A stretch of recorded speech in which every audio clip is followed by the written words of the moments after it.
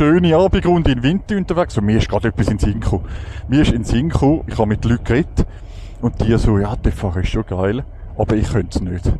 Der Fahrer ist schon geil, aber ich könnte es nicht. Die ganzen Gesetze, die ganzen Regelungen und so. Da habe ich erzählt, ja, aber es war so gewesen. Ich konnte direkt Einstieg eine Anprüfung machen, aber mein Bruder hat eine Beschränkung gemacht. Nach 2 Jahren unfallfreier Fahrt hat er können den TÜV aufmachen.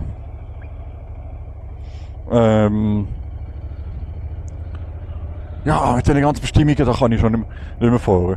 Weißt du, was aber wirklich Real Talk ist? Wenn du das Gefühl hast, du willst TÜV fahren. Und das denken viele nicht. Ah, jetzt hätte ich fahren, ich Idiot. Ja, das denken viele nicht. Wenn du TÜV fahren, du kannst einen A1 TÜV nehmen. So, jetzt muss ich Führer schiessen. Du kannst einen A1 TÜV nehmen. Und dann, weißt du, was kannst du machen? Du kannst einen A1 TÜV nehmen, du hast die Autoprüfung und du machst einen Kurs von, ich weiss nicht, Maximum 12 Stunden. Dann kannst du TÜV fahren. Dann kannst du TÜV fahren. Du musst nicht auf die ganzen Bestimmungen. Logisch, ich weiss selber, ich fahre 750er.